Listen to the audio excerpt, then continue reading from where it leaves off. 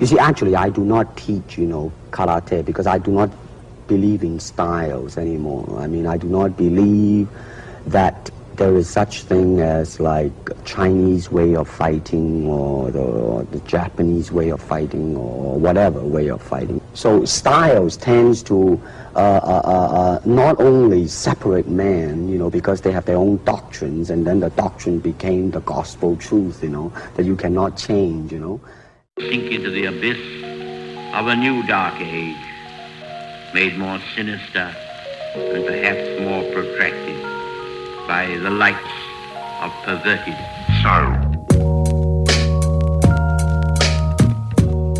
This is probably the most important video I will ever make.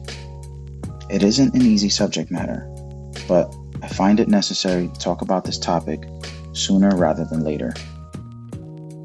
Most of my videos are meant to help you find your way. Dealing with sadness, anger, fear, and depression can be dizzying. I, many times, didn't know which way was up and which way was out. And what's more, sadness, depression, and despair can sap you of your energy and will to even try. If you're at this stage, you are truly in need of help, and I implore you to seek it out. My goal is to help you find your way on this channel, but not with this video. This will be the one video where I challenge you to shake things up and lose your way momentarily. This may not be the best idea if you have too much going on. And if that is the case, I would ask that you click away. But if you can handle taking the road less traveled, then let me show you how a set of some of the most famous words ever spoken can help you find a different path and the freedom that comes along with it.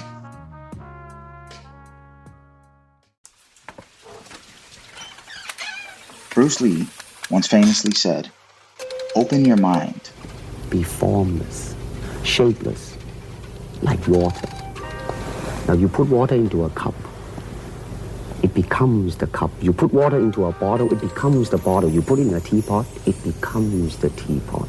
Now water can flow or it can crash. Be water, my friend.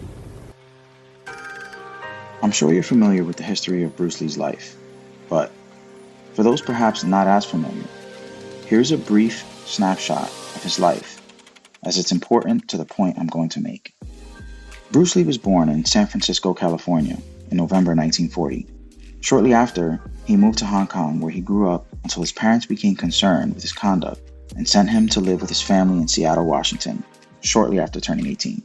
There he finished high school and attended the University of Washington, where he majored in philosophy. It was also during this time he opened the Lee Jun-Fat Institute of Chinese Kung Fu. In 1964, he relocated to Oakland, California, and opened a second school. 3 years later, in 1967, he developed his own form of martial arts called Jeet Kune Do. I use the word form loosely here because Bruce Lee, somewhere along the way, figured out that forms and styles ultimately limited practitioners of the martial arts. I'm not 100% sure at which point Bruce Lee decided to create his own expression of martial art, or what exactly was the catalyst, but I'd like to think that him and I had something in common, and that we both came to realize that we might have been wrong about something we thought we were right about. Here is how I think Bruce Lee came to abandon the old way and adopt the new. This is how I think he came to develop Jeet Kune Do. Although Bruce was born in the United States, he was raised in Hong Kong throughout some of the most influential years of his development. He began training in Wing Chun under the tutelage of a master named Yip Man at the age of 13. Like many children his age, he was brought up to believe that this form, when truly mastered, has no equal. He was instilled with a sense of pride, and without a doubt saw the effectiveness of his knowledge due to many reported street fights he was involved in. But things were about to change. Shortly after Bruce Lee arrived back in the United States, he was introduced to Western boxing during his senior year of high school, where he competed and won fights. This was no doubt a jarring experience, as he was accustomed to using his hands and feet while fighting. I like to think, however, that he was made aware of the dichotomy that exists when determining the value of a martial art such as boxing that specializes in only punching versus its inherent limited nature.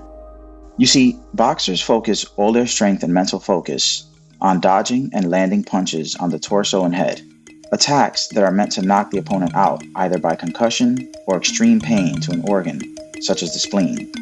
This makes boxers' hands extremely sharp and focused weapons. While their legs are not used to inflict damage, this limiting factor is what makes boxers' hands so dangerous, while simultaneously making them vulnerable to attacks below the waist by fighters trained to use all parts of the body.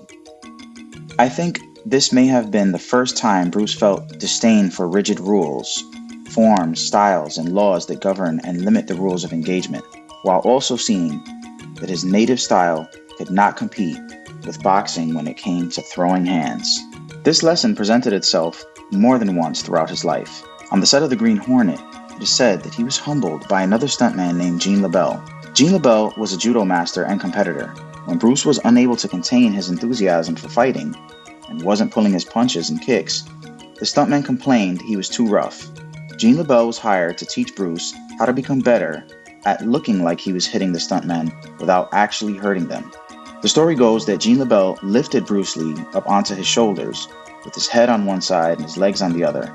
The rumor goes that Bruce was unable to escape this hold and had no choice but to tap out. What's interesting to note, however, is that Bruce Lee and Gene LaBelle became good friends because of this supposed defeat, not enemies, and they trained together for some time afterward. Gene LaBelle and Chuck Norris were just two of the professional fighters and athletes Bruce Lee trained with, but many others attended his classes that were notoriously expensive for the reason of deterring the less devoted. The point, however, is that Bruce Lee taught the most devoted and diverse students that included actors, athletes, and other martial artists. Although many came to him for lessons, they were not the only ones learning. He saw, over time and through experiencing others' backgrounds and skills, that there was value in other forms, and that the ultimate fighter would be able to merge different styles and not just be bound to one. Sink into the abyss of a new dark age. We live in a world today more connected than ever before. We are exposed to more views and opinions that are not our own than during any other time throughout history. We are so quick to point out the flaws in the beliefs of others, but rarely do we see the value in them, nor do we turn the spotlight we use to ridicule the beliefs of others on ourselves. It isn't easy to entertain the idea that what we were brought up to believe may be outdated, misinformed, not as valuable, or flat out incorrect. But despite the difficulty of that task, we unknowingly praise others for doing what we are unable to do.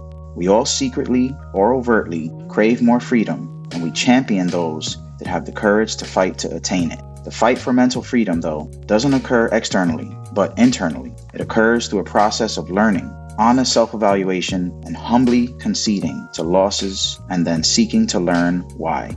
Bruce Lee perfectly worded it when he said, "Man is always in a learning process. Their style is a concluding, establishing, solidified something. Yeah. And you cannot do that, because learn every day as you go on." Both Bruce Lee and I agree that anything learned should be able to be unlearned. Any belief you hold should be able to be relinquished should evidence be provided that the belief, worldview, or opinion is in fact, or at least may be erroneous. This doesn't mean it's completely valueless, but is it worth the level of devotion you give to it? Is it worth your freedom, a measure for your happiness, or your life? More specifically, I pose this question to my sons. Is the Jehovah's Witness religion, or any view that forces you to look at others as inferior while elevating your view or style as better, holier, or, most important, worth permanently nailing your whole life to? While holding your view or belief, are you allowed to entertain others? Are you allowing someone or something to put you in a place where you even need to ask the question, am I allowed to do this or think this? Think deeply on these questions as you ponder the life of Bruce Lee. Know that your religion, your political views, and your opinion about the shape of the earth may be your own and should never make you feel better than anyone else, nor should they be rammed down the throat of others. Bruce Lee may be known for fighting, but his most admirable opponent, in my eyes, was himself. If you are unable to face yourself, that should tell you something about them and yourself. But to go inward and discover yourself, not the version your parents or society force you to be, but your true self, is to find freedom. Not to be pressed into a form, but fight to be yourself instead. To learn what Bruce Lee learned throughout his short-lived journey on this earth, that the truth exists beyond all molds. Using claw to claw the face, or the beak of the crane to the eyes meet.